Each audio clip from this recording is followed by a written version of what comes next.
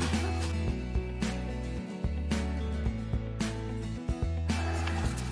All right then, everybody. Good morning. I'd like to welcome members, staff, and guests to this meeting of the Select Special Ethics Commissioner and Chief Electoral Officer Search Committee. My name is Tanya Yao, the MLA for Fort McMurray Wood Buffalo and Chair of this committee. I'd ask that members and those joining the committee at the table introduce themselves for the record, starting on my right. It's Glenn Van Dyken, the MLA for Athabasca Barhead Westlock. Chelsea Petrovic, MLA for Livingston McLeod. Nolan Dick, MLA for Grand Prairie. Angela Pitt, MLA Airdrie East. Jason Steffen, MLA Red Deer South. Peggy Wright, MLA Edmonton Beverly Clareview. Nordak, MLA Edmonton McClung. Janice Irwin, Edmonton Highlands Norwood. Julie Barron, Executive Search, Public Service Commission. Trish Mills, Executive Search in the Public Service Commission. Good morning. I'm Lindsay Tischer, Director of Human Resources for the Legislative Assembly Office. Christina Steenbergen, Supervisor of Communications for the LAO. Good morning, everyone. Nancy Robert, Clerk of Journals and Committees. Good morning, Jody Rempel, Committee Clerk. Perfect. And a few housekeeping items before we turn to the business at hand. Please note that the microphones are operated by Hansard, so members don't need to turn them on or off. And committee proceedings are being live streamed on the internet and broadcast on the Alberta Assembly TV. Please set your cell phones and other devices to silent for the duration of the meeting. And before proceeding further, as this is the first meeting of this committee, I'd like to discuss remote participation in committee meetings. As many of you know, Section 6 of the Legislative Assembly Act permits participation in a committee meeting by means of telephone or other communication facilities that permit all members participating in the meeting to hear each other if all members of the committee consent. Our committee meeting rooms are equipped to facilitate meeting participation by telephone and video conference. If this is something we want to permit, then this committee may wish to pass a motion, which needs to be passed unanimously, to approve remote participation by members for the duration of our mandate. I'd note such a motion would not preclude the committee from determining that in-person attendance at specific meetings is required. In those cases, a motion would be considered at the end of a particular meeting requesting the attendance in person of members at a subsequent meeting. So with that, would a member like to move the following motion that will magically appear? So moved. Irfan, you're currently dead to us right now until we pass this motion. I'll move. That's why I was rushing to move it. Now, I believe Mr. Van Dyken had his hand up first, please. If you want to read that out, sir. I'd make a motion that the Select Special Ethics Commissioner and Chief Electoral Officer Search Committee consent for the purpose of Section 6 of the Legislative Assembly Act to remote participation by any member in the committee's meetings held at the designated committee meeting rooms in the Queen Elizabeth II building during the 31st legislature, unless the committee carries a motion in advance of a meeting that remote participation of members is not permitted at that meeting. So with that, any comments, questions, queries? If not, all in favor of this motion? Aye. All opposed? The motion is carried unanimously. So with that, members participating remotely should ensure they are prepared to speak or vote when called upon, and video conference participants are encouraged to have their cameras on. If possible, when speaking, members participating remotely may now introduce themselves. With that, the member from Calgary, Bular McCall. Irfan Sabir, MLA Calgary Buller McCall. Thank you very much for that. And Ms. Sorensen? Rhonda Sorensen, Manager of Communication Services. I'm sorry I wasn't able to join you today. A flat tire prevented me from being there. All right, car issues. Got you. Well, with that settled, I'd like to draw everyone's attention to the draft meeting agenda. Would anyone like to propose any amendments? And would a member move a motion to approve the agenda if there's no concerns?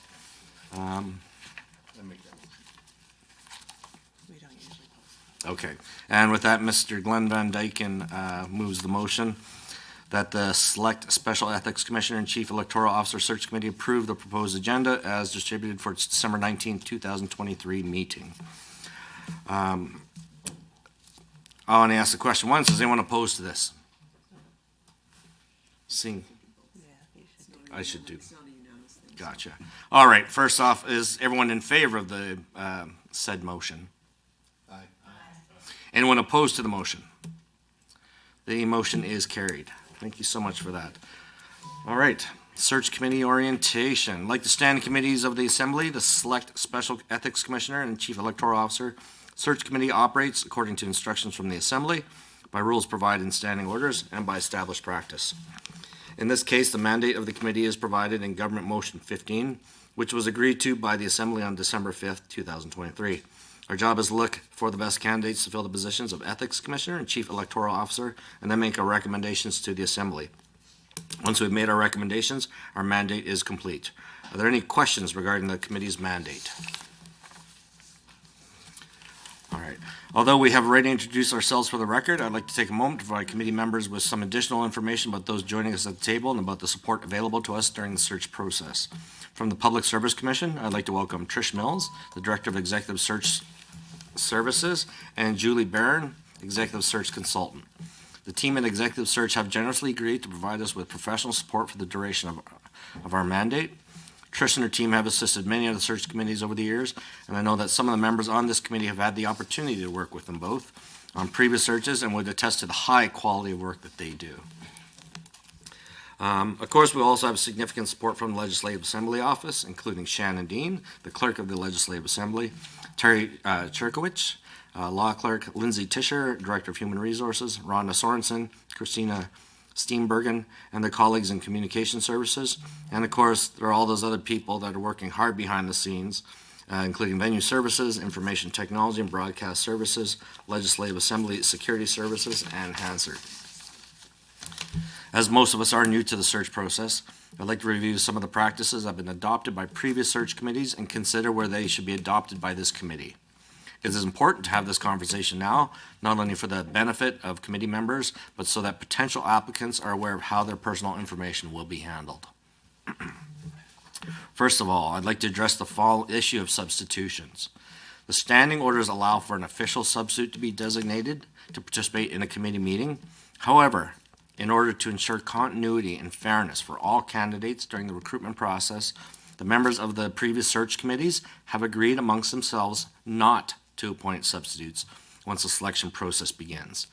The process has worked well for previous search committees, but I'll leave it to the discretion of this committee as to whether we will plan to take a similar approach. Does anyone have any thoughts on this practice? Just like you got another MLA joining. Ms. Johnson has joined us. She's not a committee member, but she can participate. Absolutely. Ms. Johnson, could you introduce yourself there for the record, please?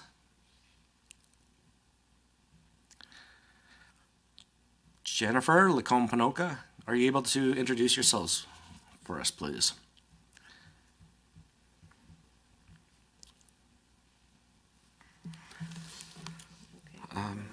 We'll catch up with her later on there. Does anyone have any concerns on the thoughts of the practice of no substitutions? Any concerns, questions?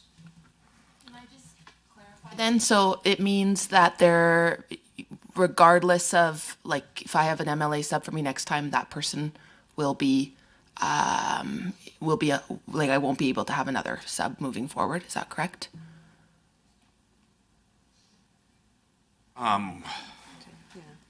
Sorry, please. Thank you, Mr. Chair. So yes, when this, for previous committees that have chosen to adopt this practice, yes, essentially after today's meeting, committee members agree amongst themselves not to appoint substitutes. If there's a reason that a substitute needs to be appointed, then the practice has been that that substitution is essentially, permanent for the remainder of the process.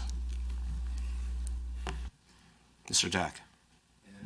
Indeed, somebody is ill or and misses an appointment and some circumstances prevail, then that spot is forfeited. So nobody can replace that person, correct? I think Mr. Stephen has a question. Go, Mr. Stephan. Yeah, as I understand it, and correct me if I'm wrong, but the purpose of this process is that in respect of a person being interviewed or evaluated as to, whether or not they're the appropriate candidate, you can't sort of participate. You have to participate in all of the interviews and all the selection matters, in terms of reaching that ultimate decision. But as long as there's a member that participates in all of that process, and that's the concern, is it not? Like if someone got, let's say I get hit by a car, going home and die, and someone gets substituted in my place, as long as they participate in the entire process, that they are a legitimate substitute, correct? That's the value that we're trying to have here, correct? That's the purpose of the rule, is that you can't sort of participate in half the interviews and be able to make a decision on who the proper person is. You have to participate in all of them. Is that correct? That is the decision that previous search committees have made. I don't think that the intention of this agreement is to cause a big problem if there's been, a tragedy of some kind, that sort of thing. But yes, from after today's meeting, the selection process will be happening. So yes, that's, I think the reason why previous committees have chosen to go that route is so that there's consistency, both amongst committee members, and so that potential applicants also know that they will be evaluated as consistently as possible. Mr. Dack, go ahead. Question which wasn't answered yet. If indeed a committee member must miss a meeting for whatever circumstance, then the committee will operate with one person less, correct? That could be the result. I don't know that that's ever occurred. Usually, of course, as you know, you can appoint a substitute right up until a meeting starts. So again, I don't think the intention has ever been to have the committee shorthanded, etc., when there's an unavoidable situation. It's just to, as much as is reasonably possible. We have had committee members who have not, for whatever reason, participated in all of the interviews at the end, and they have stepped aside for the remainder of the process. Clear, we have said in previous discussion that there are no, so after this meeting, there will be no substitutions, so I'm not understanding the comment you just made. It's an agreement among committee members. However, the standing orders do allow for substitutions. So I'm sure, if there was something that came up that simply had to be handled that way, you would work it out with your colleagues. Circumstances that might be reverting to the standing orders then. Yeah. Any other thoughts on this? So again, really, this is like a gentleman's agreement, if you will. There's no motion on this. It's just something that has been past precedence, and we'd like to continue that to respect the confidentiality of the people that are applying. Do you need a motion? No, we do not. So as long as everyone's in agreement and is aware of that situation, that's great. Sorry, on the phones there. Irfan, did you have any concerns or comments before we continue on? No, Mr. Chair, I think we are good. As Jason, MLA Stephen was saying, that it's only for the purpose of continuity that one person is present for all interviews. So I think that's fair. And as much as reasonably possible, we will make sure that we are able to participate. Thank you so much for that. Jennifer Johnson, are you able to overcome your technical difficulties yet? That's okay. We'll see if you can join us a little bit later on. You might have to restart your computer and stuff like that. Let's just move on. Later in the process, we will have to address the issue of interview attendance and participation. Again, this is something that has been addressed by previous search committees. The previous search committees, there's been agreement among committee members that only members who participate in all candidate interviews in their entirety should participate in final candidate selection. And again, does anyone have any thoughts on this? If not, we'll just continue to move forward. Finally, I would note that for consistency, it is customary that all candidates to be interviewed in the same manner. When the time comes, the committee may choose to interview candidates in person or by video conference. If the committee does decide to conduct in-person interviews, the established practice is for these meetings to be held off-site in order to maintain the privacy of applicants. As for the confidentiality of documents and proceedings, I hope everyone can respect the importance of maintaining the privacy of all applicants during the search process and afterwards. To safeguard the privacy of potential candidates, I would anticipate that the majority of our meetings will be conducted in camera, and any materials containing the personal information of candidates will be made available to committee members only as secured PDF documents, and there is no special training required to use these documents. If you encounter any difficulties, please let the committee clerk know. Does anyone have any questions about this process? Chair, if I may. Yes, sir. Go ahead, Mr. Sabir. I do understand that documents have only been made available in past to members, but we always have some LAO staff here, and technically our caucus staff is LAO as well. And with the agreement of the members, I do want to move a motion to designate one sports staff from each side that can help us prepare for these meetings sometime if you need to print something and things like that. And they are certainly bound by confidentiality as well. Just like we trust LAO staff being here, we can also designate and trust the staff to help us prepare for these meetings. So thank you. You So want me to move the motion now? yes, go ahead, please. Okay. So I have a draft language as well.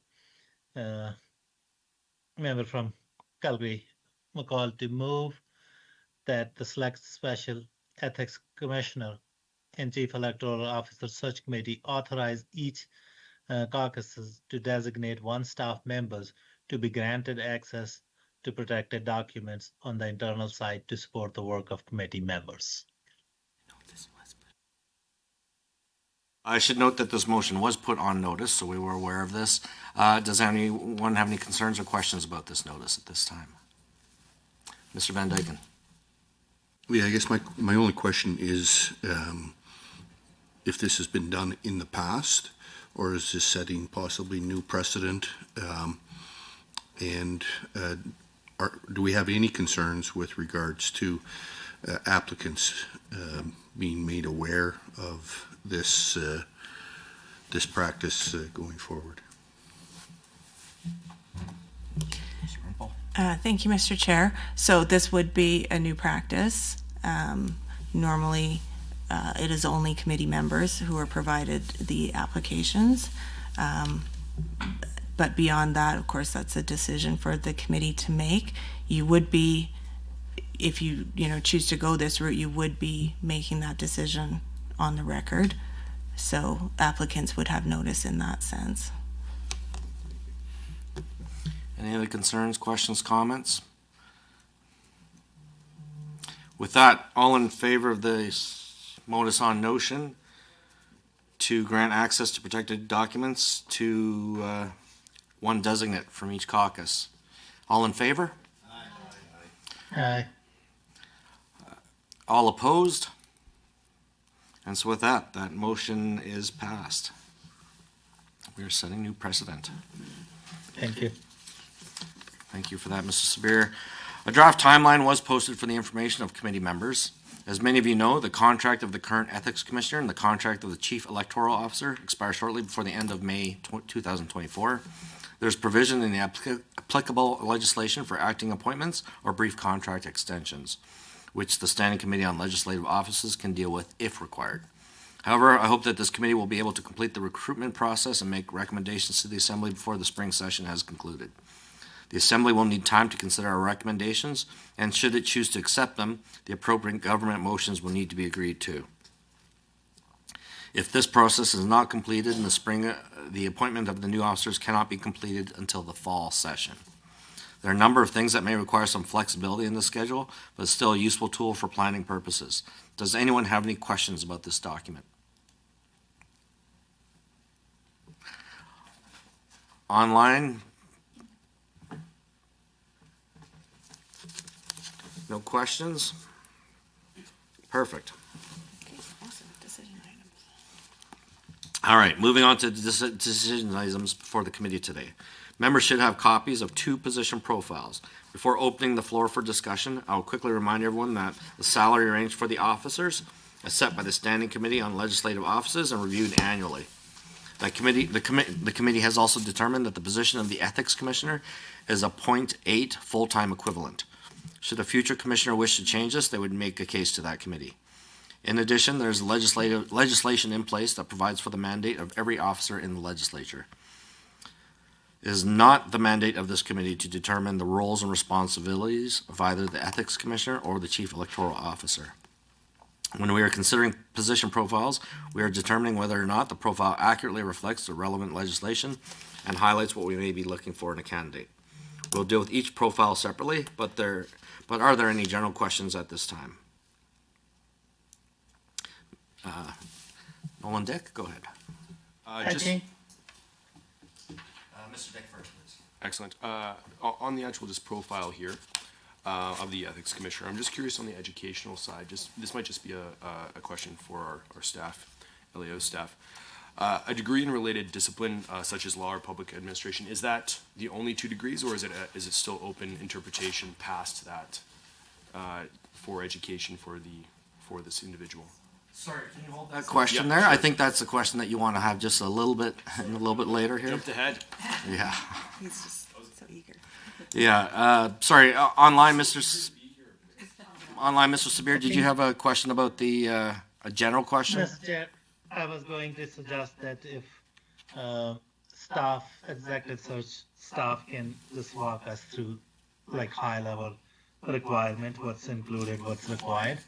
That will help our committee members to have. Absolutely, they will be doing just that. So with that, why don't we just move on here. So again, the position profile for the Ethics Commissioner. At this point, I would ask committee members to focus specifically on the position profile for the Ethics Commissioner. Before we begin our discussion, I'd like to invite Ms. Tischer to give us an overview of the document and the various considerations taken into account when drafting it. Ms. Tischer, the floor is yours. Good morning. So you're all familiar with what a position profile is supposed to do, and it is supposed to capture the responsibilities, the impact of the role, and lay out what the desired candidate's attributes and experience are. And so it's the foundation for the executive search actions that will follow. So when we take a look at new position profiles or updated position profiles, there's a number of steps that we take. One is reviewing the existing profiles. So for interest's sake, the Ethics Commissioner profile hadn't been updated since 2013, and the Chief Electoral Officer hadn't been updated since 2009. So there's a lot of changes to the environment and some legislation that occurred since that time. So reviews were conducted in terms of the other officer profiles to ensure, as you've seen, there is a standard format, tone, and some sections that are standard across the officer profiles.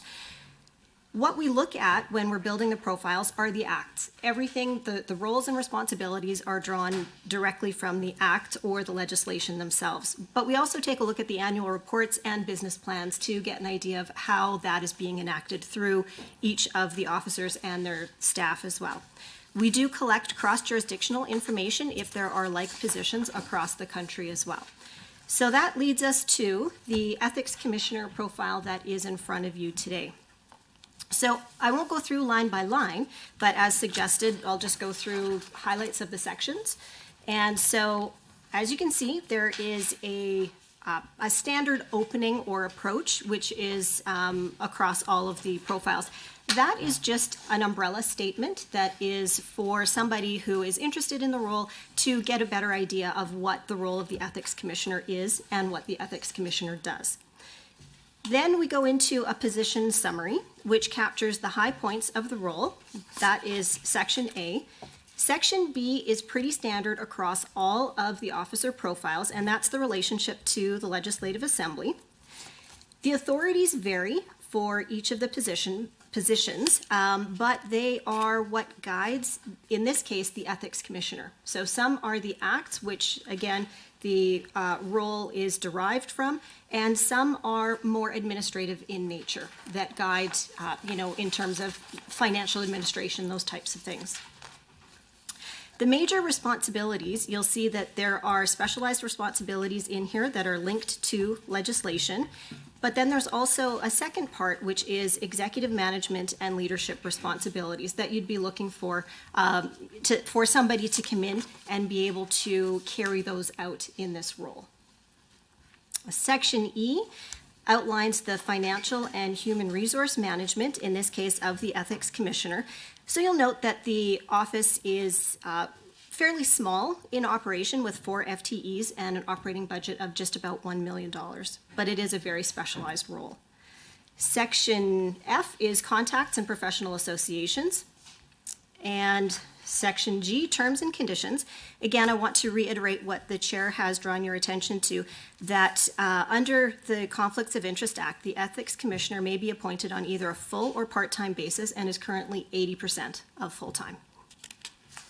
So the last area of the profile is really painting the picture of the person you're trying to attract and the candidates that are going to be most suitable. So in an executive role such as this, you're looking for the people leadership, business management, financial responsibilities, and decision-making in, high consequence environments. But there's also more to this role, which, you're going to be looking for demonstrated knowledge of law and adjudication experience. If not directly related law experience, then you're going to be looking for somebody who's got a lot of interpretation experience. Or experience in interpreting legislation, regulations, and policies, but also excellent analytical and investigative skills. Of course, what's key to any of the officers and outlined in the positions or the position profiles are the demonstrated ability to act with impartiality. These are impartial roles. So that's the ethics commissioner in a nutshell. To go back to MLA Dick's question, what is outlined for education is a degree in a related discipline. So a couple of the feeder streams could be law or public administration, but that does not say that those are the only streams of background or education that someone could be bringing into this. That's, of course, supplemented by their professional experience that they would have. Excellent, thank you. Any other concerns or questions? Online, we have Mr. Sabir. Go ahead. Thank you, Chair, and thank you, Ms. Tusher, for that excellent overview. I think, as you indicated, that these profiles have not been updated since 2009 and since 2013, and I'm pretty sure since then a lot of things have changed. Province has changed, province demographic has changed, and in past there had been some discussion to include an understanding of truth and reconciliation, Indigenous communities, and diversity of the province as a competency, and to some extent later on questions around that too, that what do candidates, I guess, bring in terms of knowledge and experience of Indigenous issues or diverse population of Alberta. So if committee is agreeable, we can include something on those lines to these profile and later on to the questions, that whenever candidates we are searching for, we are also looking for candidates who have solid understanding of Indigenous issues and diversity of our province and the environment they will be operating in. We don't have any motions on that. I should say that. At this time, we don't have any motions on file to change this. So if he wants to make. So if you would like to make such a motion, please go ahead. Consent of the committee. Oh, so you're going to need the consent of the committee first here. So Yes. just let me go through the process here. Does anyone have any? Yeah, so he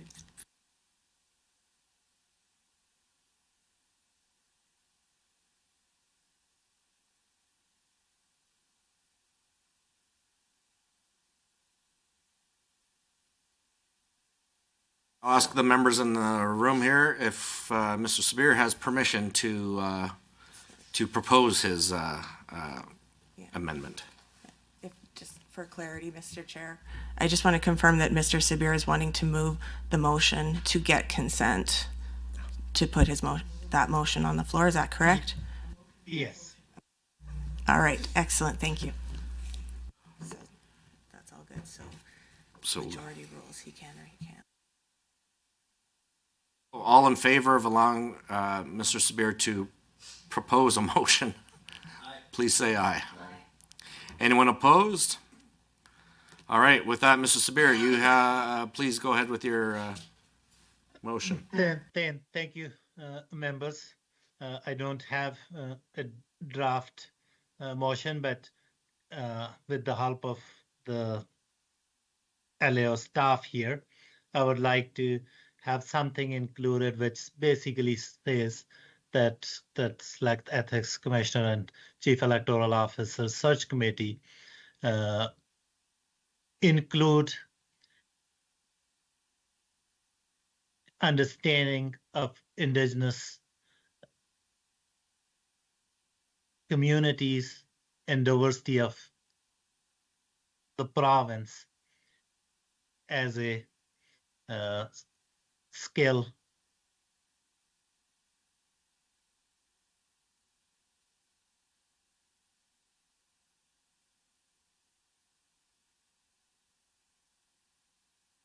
and competency for candidates applying for the positions.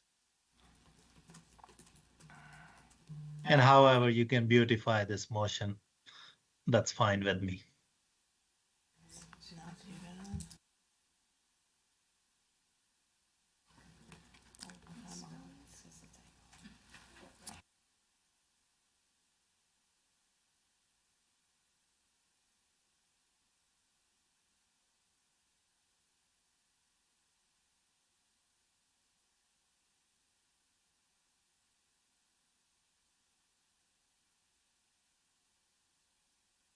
I have a couple people have questions. So first, can you see the monitor, Mr. Sabir? Yes, I can. Yeah, do you want to read that out now? See if that's what you wish to communicate? Yeah, for this question to include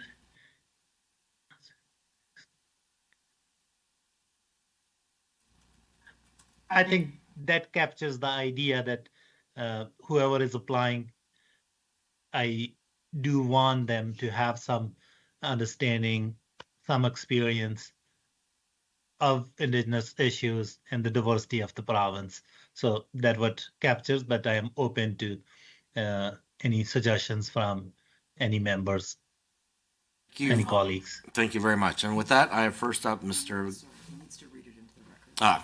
Read that officially into the record, please, Mr. Sabir. Yeah, I can't see the full screen. Just a second. All right with it. We'll read it on this end. Thank you, Mr. Chair. And of course, the member is welcome to interrupt me if this doesn't reflect his intention.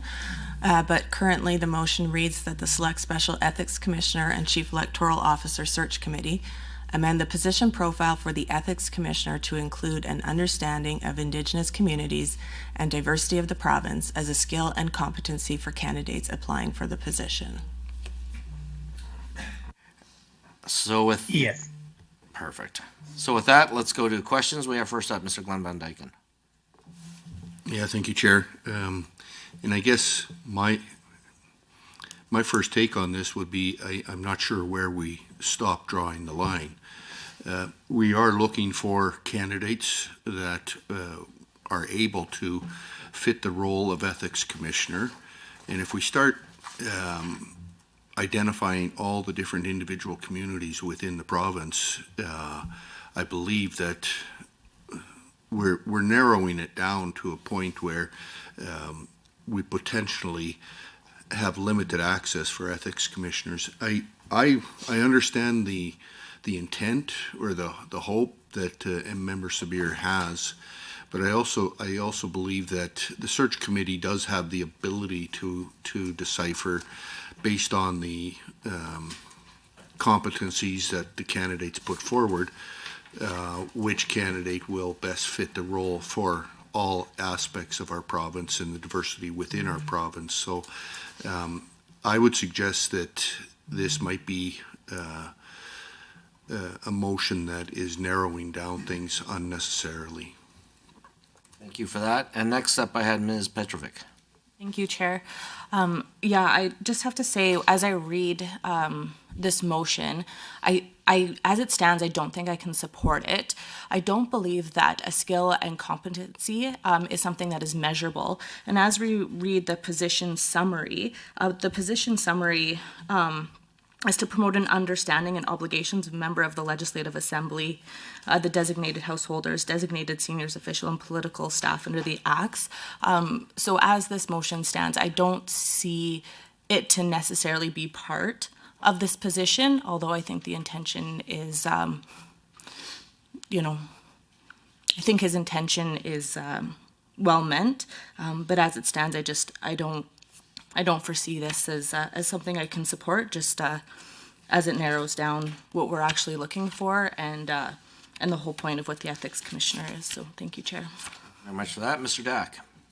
I wouldn't say that this motion narrows anything down, Mr. Chair. It actually opens things up and makes it very clear that it's 2023. Truth and reconciliation is part of what we do in this province and in this country, and that we want to make it clear as a committee that an understanding of Indigenous communities and diversity in our province is absolutely necessary for these important positions if you wish to occupy them. So I think it's incumbent upon us as a committee to reflect the state of thinking in our province, that Indigenous communities and the diversity of the province and the role of Indigenous people in our province needs to be elevated and reflected in those people who are in leadership positions in the province. And so I strongly support this, and certainly wouldn't want to be in a position publicly of opposing it. I'd certainly support the motion. Mr. Stefan? Thank you, Mr. Chair. An understanding of Indigenous communities and diversity of the province is a good thing. I think everyone here acknowledges and recognizes that. The job of the Ethics Commissioner, from what I've observed, one of their key stewardships, among others, and as we look at the list of authorities, is, for example, interpreting and applying the Conflict of Interest Act.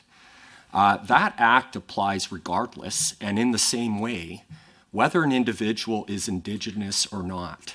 I'd like to ask Mr. Sabir to articulate why, how it would apply differently if someone was Indigenous or not Indigenous. I need to understand why what he is proposing is necessary.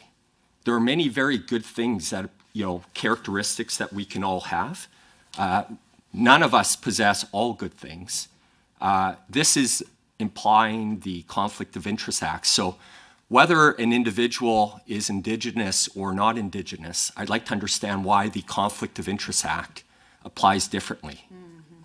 Could you articulate that, Mr. Sabir? I'd like to understand why you're proposing this.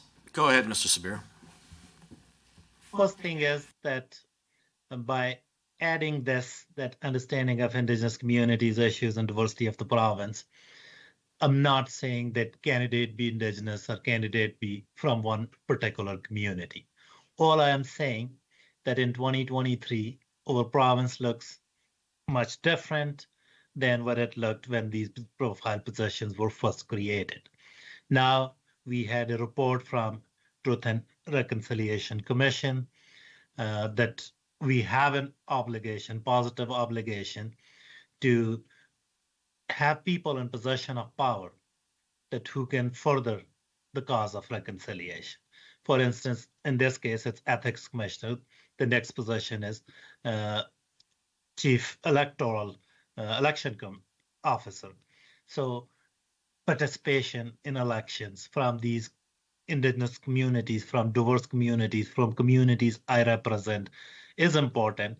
And for somebody in these positions, if they have some basic understanding, some relevant background experience with Indigenous communities, with diverse communities in the province, I think they will bring that experience to these positions, and they will make policies, they will operate in a more inclusive way that's not taking away anything that's already been mentioned in position profile.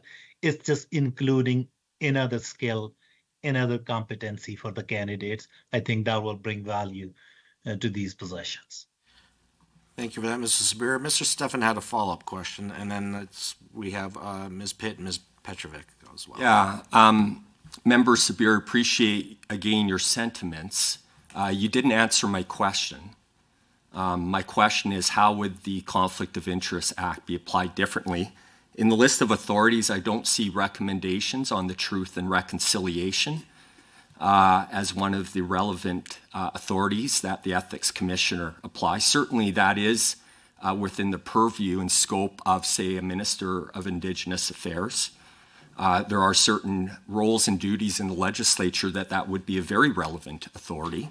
I'm just wondering, again, when we look at the list of competencies of the Ethics Commissioner, if we had an excellent Ethics Commissioner candidate who satisfied the listed competencies, but based on just their limit of experience, didn't have a deep understanding of Indigenous communities, I would not want to see them excluded from consideration.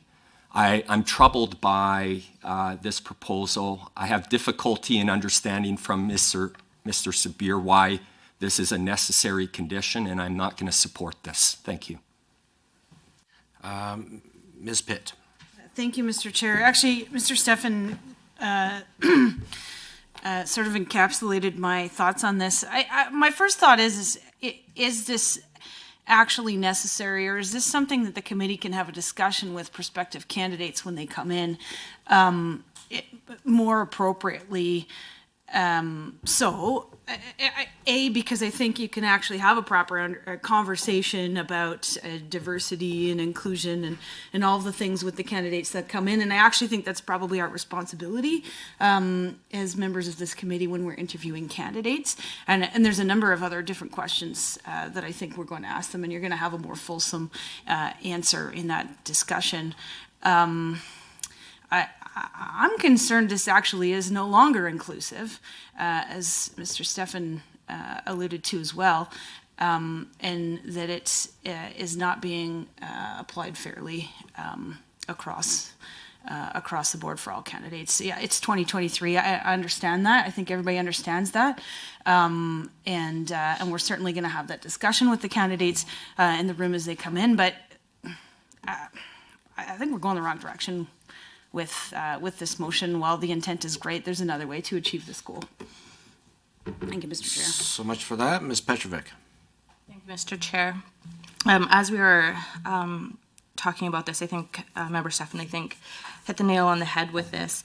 One of mine is not necessarily when we look at a skill set or a position summary for this. This, to me, as Alberta diversifies, I think we could look at multiculturalism a little bit different. And is this something that would be better in the knowledge or experience, not necessarily requirements, but if you have a way of having any sort of experience or something that could be put on the application as we go forward as one of those questions is not just necessarily truth and reconciliation questions, but that multiculturalism question. And, I don't think that it necessarily needs to be in a skill set, but I think that it's something we could look forward to in the knowledge or experience as we pick a candidate, but not as something that would be a yes or no for a candidate. So. Thank you. Thank you so much for that. Member Irwin. Thank you, Chair. And I want to echo some of the comments of my colleagues, including Member Dack, who talked about just how critical it is at a time of truth and reconciliation that we expect people in profile roles like this to have a strong understanding of Indigenous communities and diversity of the province. And I'll point to Globe and Mail article from earlier this month that talks about, the Premier being unsure with direction from the Ethics Commissioner around whether she could keep ribbon skirts as gifts. And I mean, that's one example where it would be really, appropriate for an Ethics Commissioner to have a good understanding of what is meant by a ribbon skirt. What is the symbolic meaning of a ribbon skirt, and how should an Ethics Commissioner engage with Indigenous communities when we're talking about gifting and so on. So there's just one example where I think it's quite reasonable to have folks in these roles have a strong understanding of Indigenous competencies. Ms. Pitt? Thank you. Member Irwin, I appreciate your comments, and I think that adds some relevancy to the conversation. But it opens up a number of different questions. Why aren't we including other groups in this motion, LGBTQ, for example? I think that if it's also an example as to how this is no longer an inclusive motion because it's not actually inclusive of all groups in which we're trying to create competency in the candidate that we're trying to find. And the other question I have is, in my interactions with the Ethics Commissioner as a member, I've never in my financial disclosure documents that are provided to the Ethics Commissioner, I've never seen an opportunity to have a conversation that would include Indigenous communities' competency in our conversation, and I'm not sure that our use of time together would include some education or conversation in that regard. That's probably not the place. There's other places, absolutely, for sure, but this is I don't support this anymore. Mr. Dack?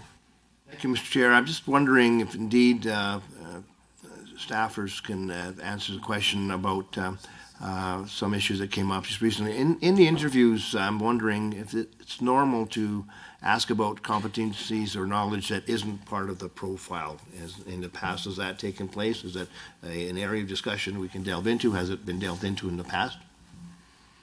Can anyone at the table answer that? Please go ahead. I would recommend that the questions be focused on the competencies required, the competency, skills, and knowledge that are identified in the profile as required, because that's the document that the candidates are also using to prepare themselves and assess their own interest and their backgrounds related to these roles. Go ahead, Mr. Dack. So, following that answer, Mr. Chair, I would think that the members who just spoke about the possibility of us being able to bring up these competencies in understanding of Indigenous communities and diversities would be potentially ruled out of order because they are not reflected in the published information that the candidates would be reading. So that's all more reason, in my view, to make sure we do include these competencies as a part of the published information and include Indigenous communities and diversity understanding as part of the realm that we wish candidates who are applying for these positions to be aware that they're expected to have a competency in. Ms. Pitt?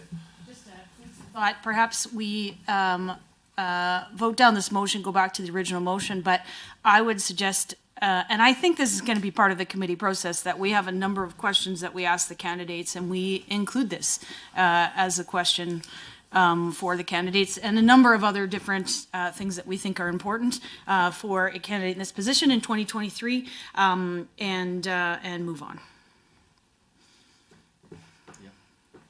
Thank you. If we have no further comments or questions on this,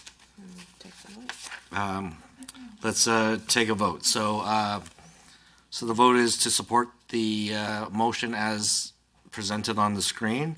Can I get a vote for all in favor, please? Please say aye. Aye. On the phones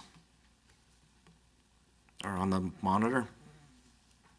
In favor of the motion, yes. Thank you very much for that. All opposed?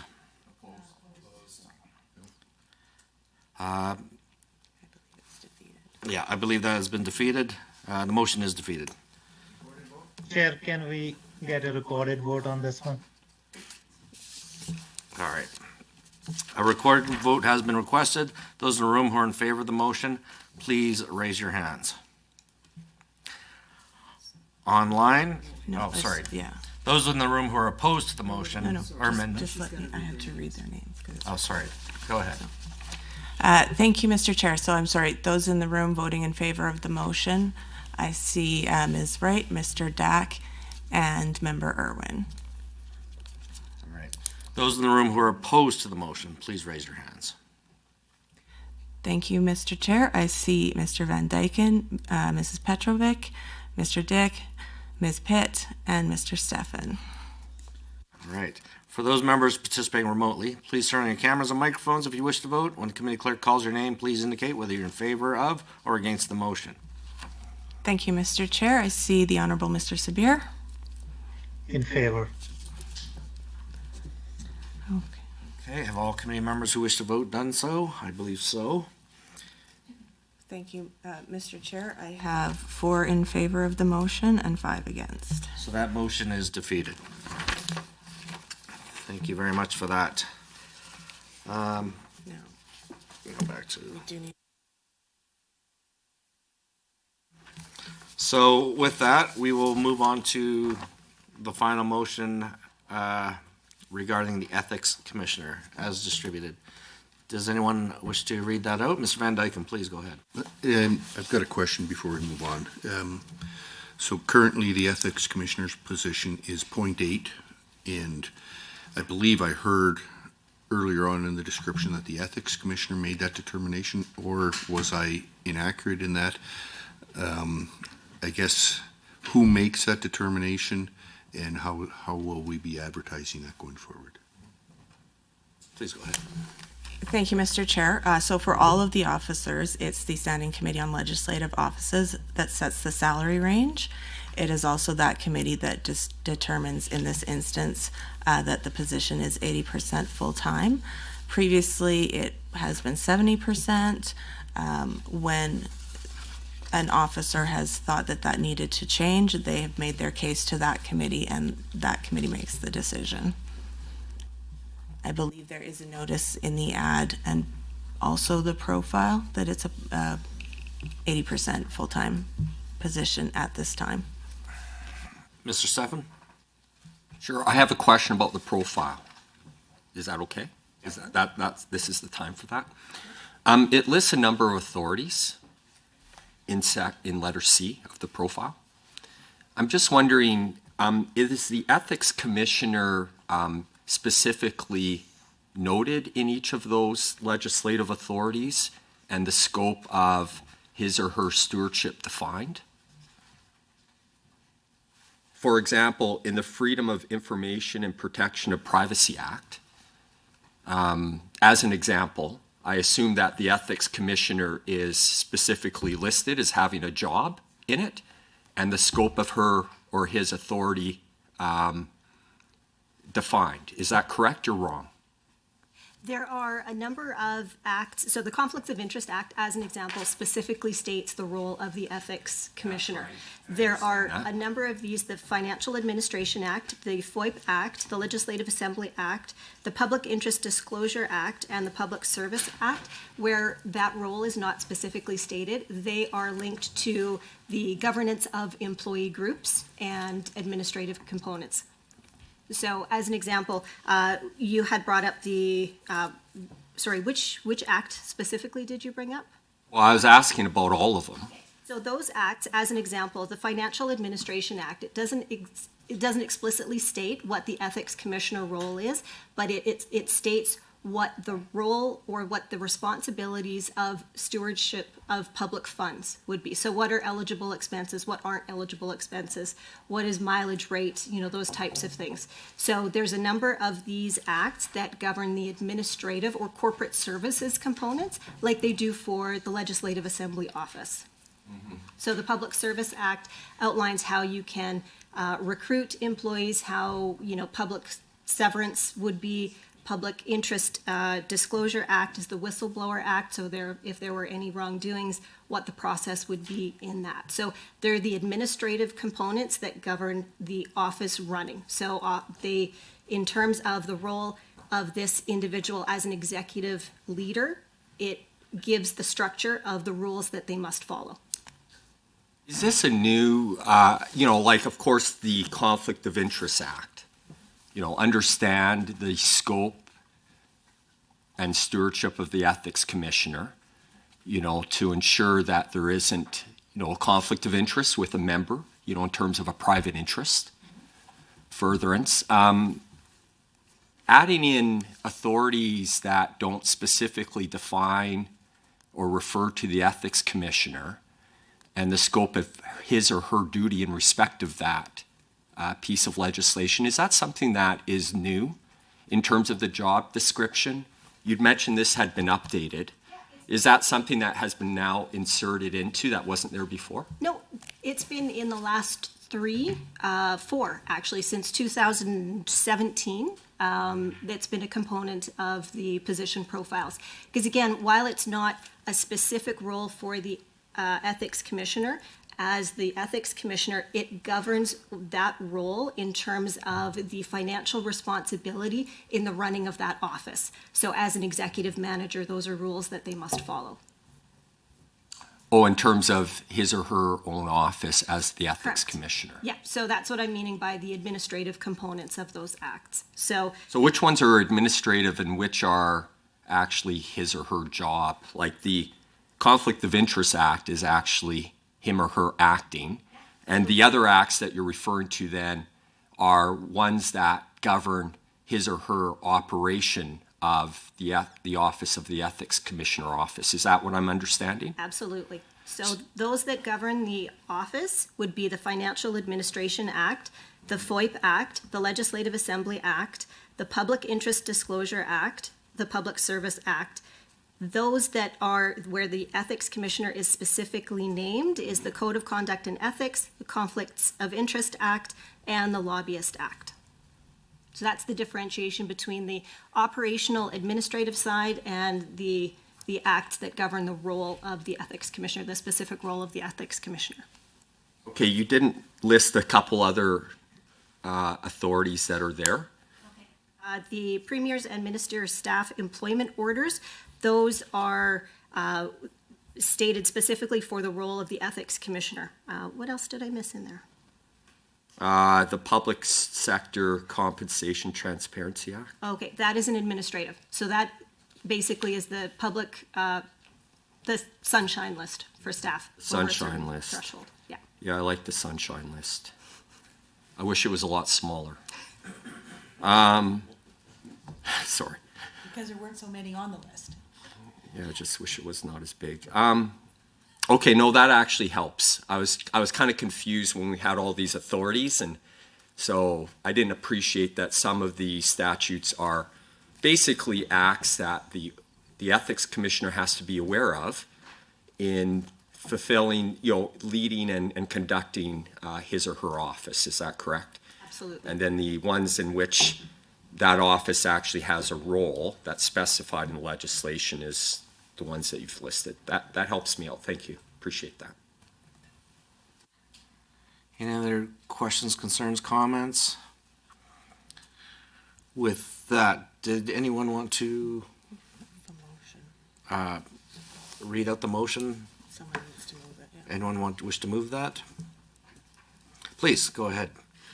Thank you. I move that the Select Special Ethics Commissioner and Chief Electoral Office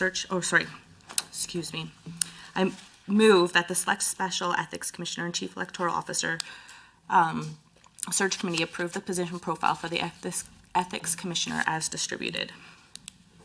All right. And with that, can I get a vote for all in favor of the motion as stated by Ms. Petrovic? All in favor, please say aye. Aye. All opposed? On the online, can I get All in favor of the motion as expressed by Ms. Petrovic? Member Sabir? It's fine, you can abstain. Okay. Okay, so Motion is carried. Thank you so much for that. With that, we will go to the Chief Electoral Officer. Next, we have the position profile for the Chief Electoral Officer. Ms. Tischer, could you please take us through this document? All right, so the formatting should look familiar at this point, but it is specific to the Chief Electoral Officer. Position summary looks different because of the different role. This is the first time that I've done two of these concurrently in a meeting, so there'll be a little bit of redundancy. Relationship to the Assembly is the same as what you've seen previously, but it is for the Chief Electoral Officer. The authorities, there are a number of pieces of legislation that are specific to the Chief Electoral Officer, and there are some that are specific to the administration of the Office of, in this case, Elections Alberta. So those are listed in Section C.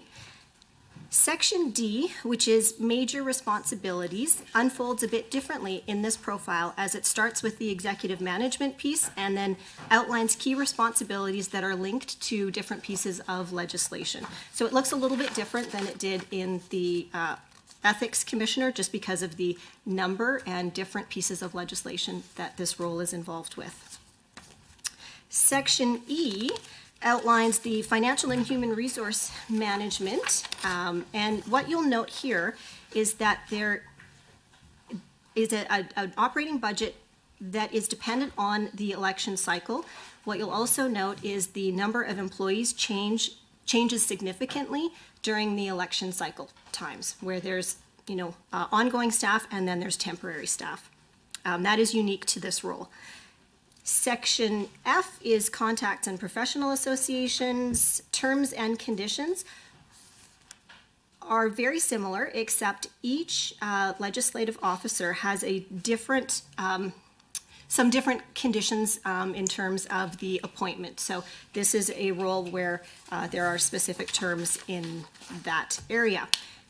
Then we wrap it up with the outline of what skills, abilities, and background that the most suitable candidate would have. Again, you're looking for somebody with that executive leadership capacity, but more related to the role itself, what's outlined in here are the understanding of financial management practices and procedures to include financial statements, budgets, and audit techniques, strong ability to interpret, apply, and understand electoral law processes and administration, working knowledge of complex information management and technology processes, demonstrated general knowledge of Alberta's geography and population distribution patterns, and experience in interpreting legislation, regulation, and policies. And of course, key to any of the officers and what's noted in the profiles is a demonstrated ability to act with impartiality. And all of that is captured in 7-8 pages.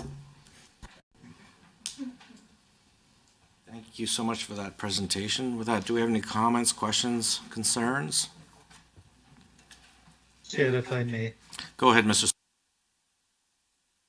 Then thank you, Ms. Tischer. And again, I have looked at this profile and I can see that even some of the competencies listed are that some geographic understanding. And if committee will allow me and consent to it, I will seek consent.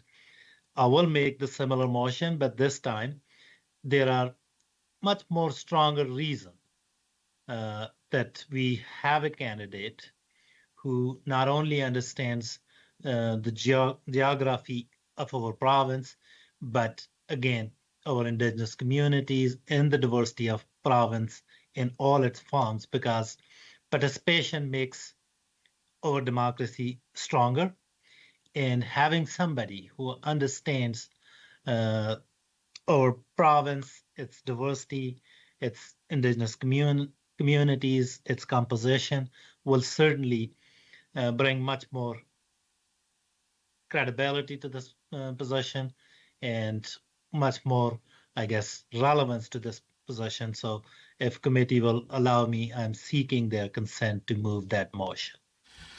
So the question is to allow Mr. Sabir to provide a motion. So can I get a vote of all in favor of this? Please say yes.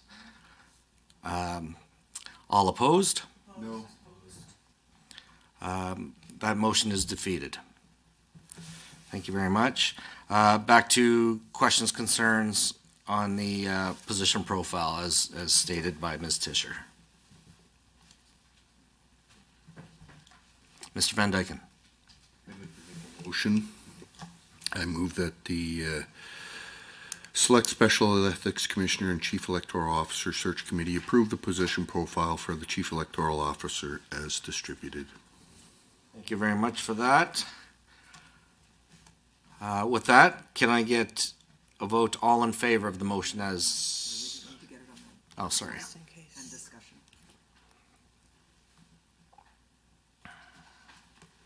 All right. The motion is on the screen. Mr. Sabir, I trust that you can see that. Do we have any concerns, questions, or comments on this?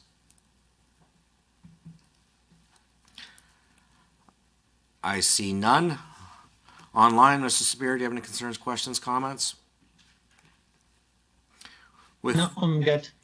Perfect. Thank you so much for that. With that, can I get a vote on this? All in favor of the motion as stated by Mr. Van Dyken. All in favor of?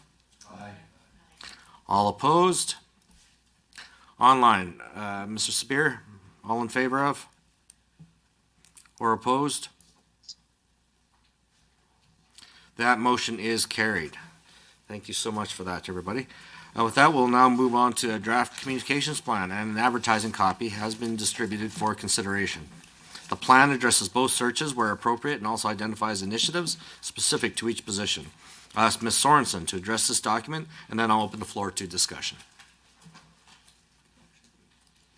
Or, sorry. That's okay. Sorry, good morning. It might be easier for me to do it since I'm here. So thank you, Mr. Chair. So you've seen this, good morning, everybody. We have drafted this ad campaign based on previous searches that we have done that have been successful. If you've had a chance to look at it, you can see obviously some things have changed in the past 10 years for this committee, but our social media and our assembly website will obviously be used to post ads so that we can push people to the ad and our assembly website. Obviously, communications will draft a media advisory letting them know that we are starting the search, and we will provide one once a member or once the positions have been filled. We will also post on the Elections Alberta website and several professional associations. Some of these associations we actually haven't received costs from yet for posting, but they should be relatively low in cost, but we can certainly confirm those. Other ones include the Ethics Practitioners Association of Canada, the National Network of Elections Offices, Canadian Bar Association, you'll see there's a small cost to that one, the Institute of Public Administration of Canada, and also our LinkedIn site as well, which does have a small cost associated to that. The major costs for this are obviously going to come with print media. So we do have small ads set to go for post media. So that'll include a print in the Edmonton Journal, the Calgary Herald, the National Post, and it'll include 30 days on working.com. So you will see that the prices for that one are a little bit more significant. But it will reach a significant number of people. And then the other one is the Globe and Mail, which obviously is going to be a little bit more expensive because it has a bigger reach. So you will see that it has, it includes the website for the Globe and Mail, premium positioning, so on alluded.ca, which is a higher version of Indeed, if you may. Obviously on X, we can no longer run the campaigns, but we can still post the ads from the Legislative Assembly, and the Globe and Mail will also reach more than 100 Canadian regional and occupational fields. So I do believe that the draft ads have been posted, and that is what they will look like. We will have color versions available for our online Twitter or X feeds and others, but that is pretty much it. Stefan has questions. Thank you for that. First question goes to Mr. Dack. Thank you for that presentation. I would seek to gain the committee's support for me to make a small amendment to the draft communications plan to include advertising the Ethics Commissioner and Chief Electoral Officer positions with the Indigenous Professional Association of Canada. So as that motion is on notice, you do not need consent, so please go ahead with that. I move that the Select Special Ethics Commissioner and Chief Electoral Officer Search Committee amend the draft communications plan to include advertising the Ethics Commissioner and Chief Electoral Officer positions with the Indigenous Professional Association of Canada. Thank you so much for that. Any questions, comments, queries? Go ahead, Mr. Dack. Thank you. In the past, Mr. Chair, other postings have been advertised on this site, and it was pretty low cost, around $275. And in order to increase representation in public sector, we really should be advertising to actively recruit diverse populations, with Indigenous and First Nations being one of the top areas to consider. And advertising is one way to do that, and I hope all members support this amendment. Mr. Stefan. My question was just about the cost. I don't have really any other questions. Thanks. Thank you so much for that. Any other concerns, questions, comments on this motion that is on notice? Go ahead, Mr. Dick. Thank you, Chair. Yeah, I'll vote in favor of this. I do believe that as whenever we can add multiculturalism to our opportunities, it's a great thing.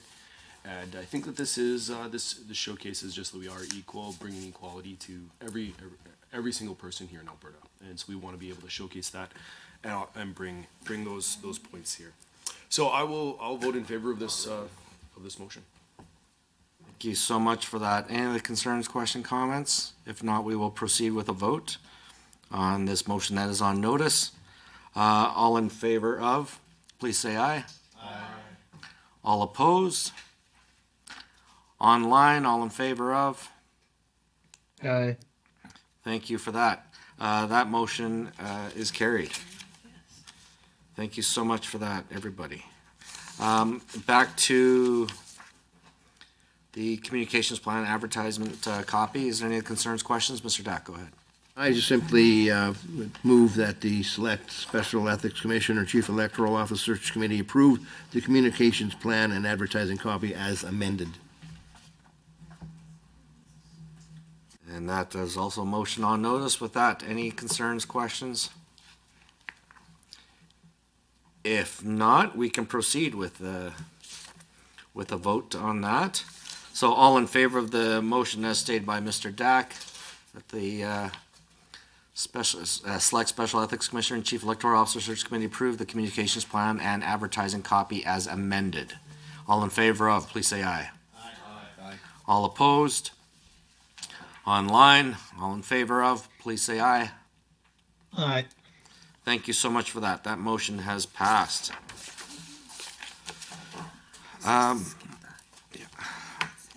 That said, we are on to other business. Is there any other items for discussion under other business?